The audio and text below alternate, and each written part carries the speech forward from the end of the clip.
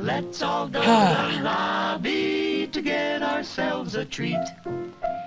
Let's do it. This is from 10 hours ago. I want to begin by addressing some of the issues What's up, PNW? around the Mandelson case. Ooh. I entered politics later in life. I did so after a career in the criminal justice system, including as Director of Public Prosecutions. I entered politics not for personal gain, Yeah. not for status, Yeah. and not to live a life detached from the reality that most people face. Really? Because I love living in my cabin without any human interaction. I entered politics because I wanted to change our country for the better, to make it fairer. We got a lot of red going on right now. It's making me look like I'm a freaking lobster. I don't like that. I got like red all over both of these screens. Safer, more secure. And What's I up, still Arm? believe that most people who serve in public life, whether as civil servants or elected politicians, do so for the same reason. We would Because they hope so. believe in service, because they believe in duty, because they believe in the public good. We would hope so. I mentioned this last night as we were watching stuff. I'm starting to feel like it's more in the opposite direction. But that is not why some people do it. Hi, ex-Canadian And socialist. that is not why Mandelson did it. And that sense of duty What's up, Ben Wiles? only matters if the standards of public life are upheld. And in recent days, serious allegations and serious evidence has emerged concerning Mandelson's conduct, including you should his probably relationship step with down. Epstein, Yeah, you should a probably step down. convicted sex offender. Well, again, he's much more than that. He probably ran aspiring or was, like, come on, guys. Like they're definitely treating us like we're stupid. It had been publicly known for some time that Mandelson knew Epstein, but none of Thank us you, ex-Canadian knew the socialist. depth and the darkness of that relationship. What has come to light has raised serious questions. Information that was not known at the time of his appointment. Before he was appointed ambassador, Mandelson was asked directly about the nature of his relationship with Epstein. He was asked whether he had stayed at Epstein If you knew that he had any relationship with Epstein, why did you give him the job? after his conviction. And when later further information came to light, he was asked whether he had accepted gifts and hospitality, about whether he had been fully transparent about the relationship. His pants were transparent. The information now available makes clear that the answers he gave were lies. But He you portrayed knew that he Epstein knew Epstein. as someone he barely knew. That's And what they when all that say. became clear, and it was not true, That's literally what every single one of these people say. I sacked him. Such deceit is incompatible with public service. Let me be clear, no one is above accountability. And no one, however well connected, however experienced, however senior, should hold public office if they cannot meet the basic test of honesty. I also want to address the publication of the information Mandelson provided during the appointment process. I understand the strength of public feeling. Okay. I share the anger that people feel when powerful individuals appear to escape scrutiny. And I want to be able to release those documents as quickly as possible. I wanted to release them yesterday, in fact, and But I'm not going to. talk about them at Prime Minister's questions. But the police have advised that releasing certain information now could risk prejudicing a future investigation or legal process. And however frustrating from my personal point of view that is, and it is. Don't worry, UK, they're on Keir Starmer's desk. I will not take any step, however politically tempting, however popular, that risks justice for victims. Because this is not and must never become a political game. The victims of Epstein have lived with trauma that most of us can barely comprehend. And they've had to relive it again and again. They have seen accountability delayed and too often This is more than the denied. victims. It is. To them, I want to say this. I am sorry. Sorry for what was done to you. Oh, well, I mean, in that Sorry that case, so many- in that case, why are we even watching this? Let's go back inside the dome. I guess Keir Starmer's fine, guys. People with power failed you. Sorry for having believed Mandelson's lies and appointed him. And sorry that even now you're forced to watch this story unfold in public once again. But I also want to say this. In this country, we will not look away. We will not shrug our shoulders. About and we will immigration? not allow the powerful to treat justice as optional. We will pursue the truth. We will uphold the integrity of public life. And we will arrest anyone who says differently on social media. And we will do everything within our power and in the interests of justice to ensure accountability is delivered. That is what the public expects. That is what the victims deserve. And it is what I will do. Thanks, Mom. Mom in the back row. Keir Starmer's mom started the clap. Why is anyone applauding that at all? What a sham. Now, I'm here today in Hastings for similar reasons. Because I love this country. It is the greatest country in the world. Well, I mean, you're not America. Progress and prosperity I've seen throughout my life. The journey that I've been on personally, from a working class background to this, I owe everything to this country and its values. I've spent most of my professional life serving them, not just in politics. Me too, campfire. And I believe that pride, shared by millions, is the key not only for uniting our country, but also for finding in each other the strength to create, in defiance of an increasingly volatile world, a Britain built for all. Now, How about a Britain from built Kevin, for Britons? or I think I should address you as Mr. Hastings. And I want to thank you and everyone else like you Who's who give Hastings? their heart and soul to the ground beneath their feet.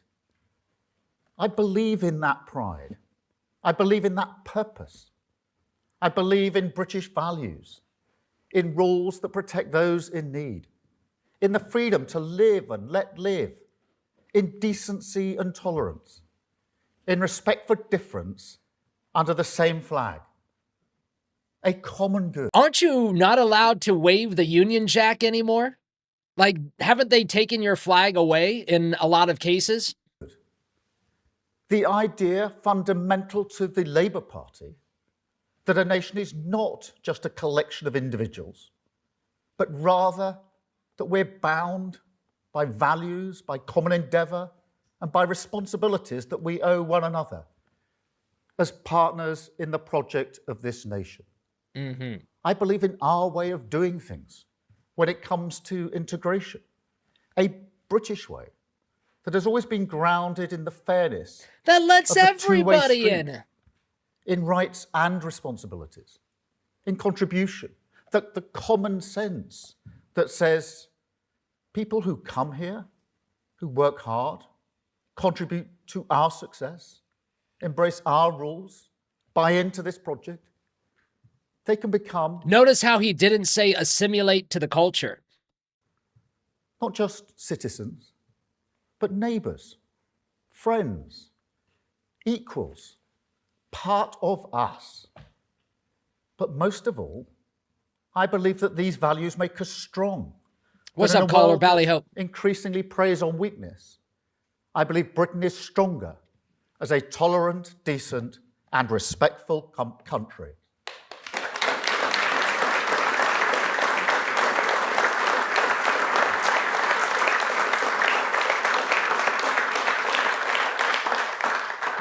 But we must be honest, because while I will always believe in these values, we cannot be blind to the reality that in recent years their practice has often become poor, and that when it comes to our shared responsibilities, we've taken our eye off the ball, and that our social contract is currently nowhere near strong enough to weather the storms of this world, because it's been undermined by political neglect, the scorched earth of Tory austerity, high streets, libraries, youth clubs, the places that shape a life, that bring different people together, that create the bonds of memory and pride in so many towns. They were just abandoned. Until you see now, sometimes from the very same people, a politics that has no interest in rebuilding any of that, only in exploiting the social scars. You see it in the industrialized grievance factory, in parts of social media. Miserable video after miserable video, telling you that entire cities and towns, the great communities of this country, are wastelands, no-go zones. Yeah. And worse, selling the lie, defied every day by millions of people in this country, that people who look different cannot really live together. I reject that completely.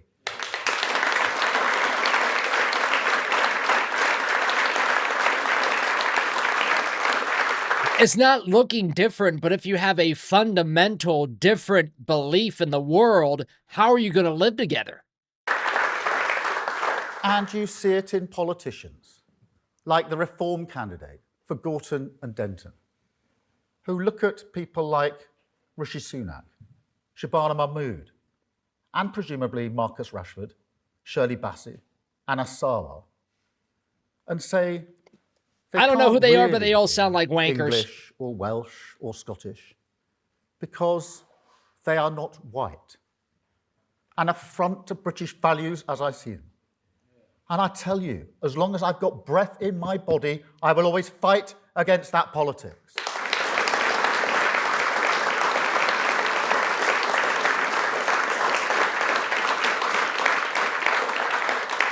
And on that, honestly, I never thought I would see the day when the Conservative Party would tolerate for months a man who went to Birmingham and said that the city had failed at integration because he didn't see enough white faces. That is a disgrace, and he should have been sacked months ago. This sounds pretty anti-white to me. But look, it's not just the right. Britain's also been let down by a mindset on the left of politics that is either too slow to defend core British values or that ducks the challenge of integration entirely, clinging to a kind of remote liberalism that is content merely to dispense transfers and targets from Whitehall, rather than nurture pride, belonging and responsibility from the ground up in our communities. You know, UFO Johnny says, is that satanic symbolism on the podium? I think this is the crest of Unisparkle right here, my friends. The Fortnite character that I play. The Labour Party is the institution All hail that Unisparkle. stood with working class communities in cities like Glasgow and Liverpool, and door by door, street by street, turned a politics shaped by grievance and religious sectarianism into one of national renewal. That is our task again. Because politics in this dangerous era, it's no longer about left and right, but a contest between renewal and grievance, between those who believe society is a zero-sum competition and those who believe we can unite for the higher purpose of our community, our country, our common good. This government chooses the path of unity because that is the only way we can change Britain, the only way we can take control of our future. I hope this guy stand up takes to the world takes questions. and walk forward together. And mark my word. What does it say after Pride in Place? It says, led by you, backed by UK government. Why is that sign so small? It is a vital task. Enemies of Britain are active in this country trying to destabilize us. And so a strong society... I am in their social media pretty often, calling them retards and then posting a waving American flag. I am. Not just on its own terms, but also for national security. To put it more bluntly, any country that cannot keep its high streets alive, its bills down, and its people feeling respected will struggle to meet the test of our times. So we must strengthen our society because it's vital for the future of this country. Now, it starts with the economy. That's fundamental. If we're going to defeat the politics of grievance... We got like 10 more minutes. We can do it. Let's finish the speech. We're here. We must tackle the cost of living crisis, and we must raise living standards, not just in a few cities or regions, but across the entire country. I agree, Florida Pats. And it's not hard to understand why. If you're simply battling through the days, it's hard to look forward with hope, let alone find the strength in each other. And so all the decisions we took at the budget, getting inflation down, freezing rail fares, freezing fuel duty, slashing the cost of childcare for working parents, supporting people with their energy bills, but also... The UK gives away a lot of money to people. Investing in every community in this country, backing a proper industrial policy, raising the national minimum wage, that is all the absolute foundation of a strong society, essential for restoring hope in Britain. Censoring people, says Canadian Socialist. Second, yeah, man. We need to reform the state so that it recognises contribution as the common sense basis for integration, most of all on migration. Now, I know that migration is bound up with who we are. Of course it is. It's fundamental for the stories people tell about themselves, their family, their history and relationships. And I will never denigrate the contribution migrants make to our society and our story. Quite the opposite. And yet, it seems obvious to me. Woke says, I've been in the padded room since the first words left this cunt's mouth. That failures in Britain's migration system under the Tories were so shocking that they weakened trust in politics. Then why don't you just stop all migration altogether until you get your society under control? Exactly what we should do. Faith in democracy to deliver what people vote for. And now, what's up, Silver Wizard? Politicians of Ely Domer. Support the idea that diverse people can ever truly come together. Now, I reject that politics with every fibre in my being. But if you're serious about bringing this country together, you cannot ignore this issue. And so, yes, our reforms on migration are about taking control of our borders, but they're also about contribution. I mean, go back to Honestly, it seems so easy to control the borders of the UK. You're surrounded by an ocean. Windrush, which is such an important moment in our national story. Just blow up the boats. The people who came here, they weren't victims. They weren't vulnerable. Britain didn't invite them here as an act of compassion. That is liberal vanity. No, they came here because Britain needed them, because they wanted to come. And Britain wanted them. Britain needed to the make a rape contribution. gangs? And they did. They helped rebuild this country. Now, I think there's far more dignity in that story, Wow. the real story, That's pathetic. than in this kind of fairy tale of Britain's charity. Wow, that's There's a mutual pathetic. respect in it, a fairness grounded in contribution. You guys once had freaking you were an empire. What do you mean you needed people? You were an empire, and now look at you. Now look at you. Oh But my I God, believe has fucking always been the pathetic. basis of trust in migration policy for the vast majority of people in this country. And so our reforms to migration, they will boost integration, they will restore trust, and they will help return us to a situation where the migration policy cannot be exploited by people who think that whiteness is the same thing as Britishness. Why are we so anti-white, man? And third, we need to be more vigilant in asserting British values and call out those who want to divide us, whoever they are. Now, obviously, that goes for any form of extremism, whether that is extreme right ideologies and their hatred of Muslims, or Islamist ideologies and their hatred of Britain and Jews. But let's bring in more of those people. More insidious, passive tolerance. I mean, it's not hard to support the just cause of a Palestinian state without being anti-Semitic. Millions of people do that, and I'm one of them.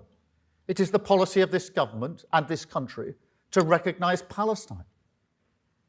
And yet, on the marches that supposedly support that cause, you will often see clearly racist banners, anti-Semitic hate, a fact that leaves a minority community in this country scared and intimidated. A community which, let us not forget, suffered the most recent terrorist attack on these shores. October How 7th. could that be Yeah, I got right it. How did that for a happen country with again? values like ours? How did October 7th happen again? You're surrounded by a freaking wall of missiles. You have the most high-tech security in the world. There's cameras everywhere. Mossad is one of the biggest CIA operations in the world. And you didn't know that was going to happen? Or did you let it happen? How can it be right to turn a blind eye to racist hatred What's up, Pat of any Ballyho? kind, whether victims are Jews, Muslims, or any minority? It can't. And so, frankly, we do need to be much clearer as a the Israel wall of missiles can shoot down missiles, but they can't shoot down people on little fucking planes and balloons. society Come on. about what we expect of people Yeah, right. and the responsibilities that come with rights. And that means much stronger powers to the Charity Commission to shut down charities that promote extremism. It means tougher regulation of homeschooling because schools are so important. What's up, for Marty integration. Ballyhope? And so we need a higher bar for people who want to opt out of that responsibility. And it means we need to improve across the state English language provision. Now, it's a simple argument. Little sus. I think it's a Everyone little who sus comes too, here, Pan. who lives here should have an opportunity to learn English because it's essential for participation in our society.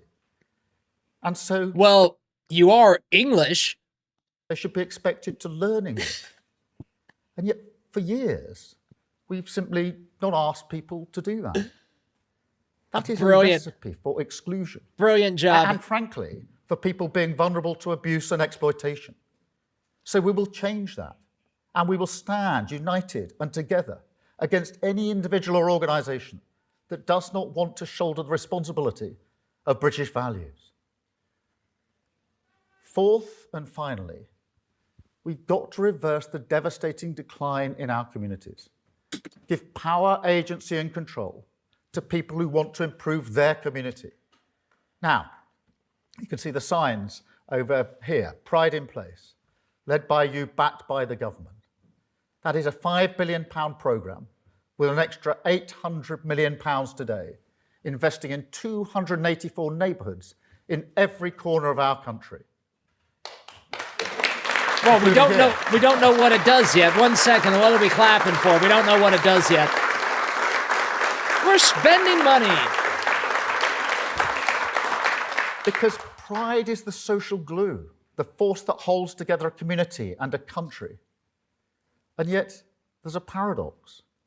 This is the country where local identities, down to the village level, burn more fiercely than any other, where accents can change over a very small distance, where you get, amongst other things, a football league pyramid of 92 teams, 92 identities, 92 passions, and countless local rivalries. That's unique. We're a country of 4 nations. Sounds like a lot of bread and circuses to me. Where, as this weekend's rugby will show, tribal rivalry is part of who we are. And yet 4 nations who time and again run through the fire together, a country forged by the solidarity of working people. He's almost done. But this is also a country, and this is certainly for England, where the state is one of the most centralised in the world, and where all that ferocious pride is completely ignored by politics. Take a man some of you know, Bernard Stonestreet, who I think is here. Where's Bernard? Bernard, very good to see you here. 24 years of service in the Royal Marines, I believe. Tours of the Far East, the Middle East, Europe, and Northern Ireland. Now, for many of us, that may seem enough service, but not for Bernard, because Bernard works tirelessly for Sussex, Hastings, the ground beneath your feet. He's opened a centre for veterans where they can come and get support for mental health advice, particularly from people who've been there. He's opened a veterans cafe too, and he's looking to help homeless veterans as well. Thank you, Bernard. It's going to turn out he's in the Epstein files. Or what about Miranda, who got so fed up with fly tipping and litter in Edinburgh that she started picking it up herself? And then, when people started saying they wanted to help, she set up litter busters. Now their community is cleaner, and that may not sound like a lot, but it makes a huge difference. It changes how you feel about your town, your future, even your country, when you look out the window and see that people care. Now, ask yourself this question. Wouldn't politics be better if we truly backed that kind of pride?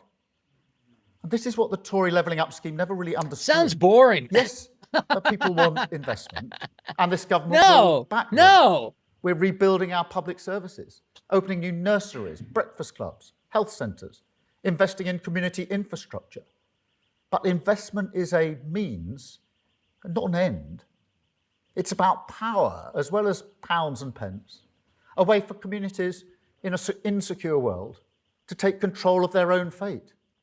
So let's regenerate the town centre in Bexhill. Let's bring a dance and arts centre to the Grimsby Docks. Invest in the youth centre in Rhyl. Run bingo nights in Coleraine. Clean up Coatbridge. That'll change it. Create better Bingo, sports my facilities friends. right here in Hastings.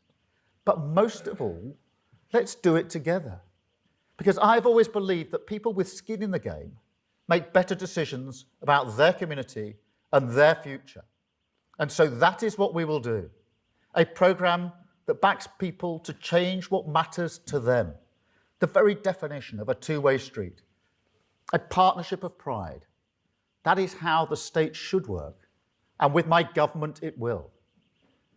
Because I tell you, if you want to know where hope lives in Britain, it's in our communities. That is where people come together. It is where you will find our common good. And that is where we will discover once again the courage in each other, communities backed by the state, fired up by pride, taking responsibility for the renewal of this great nation. So, whatever your politics.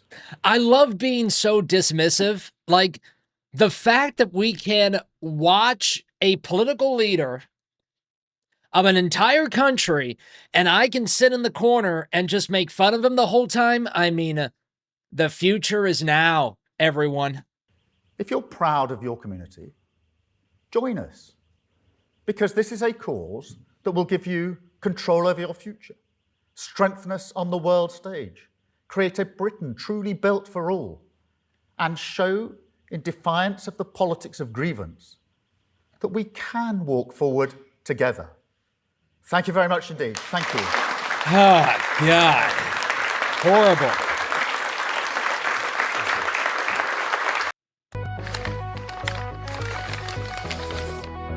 Well, thank God we watched that. Vice says Mystery Science Theater 3000 Political Edition. I mean, that's the exact hypothesis of what we do here, Vice. Exactly. I remember waking up at 6 o'clock in the morning, probably even way before I was a teenager, watching Mystery Science Theater at like 6 o'clock in the morning on Sci-Fi, on Comedy Central. Oh my God. A lot of my comedy comes from that, 100%. When we return, we've got the most recent interview with Bill Gates, everybody. We'll be right back.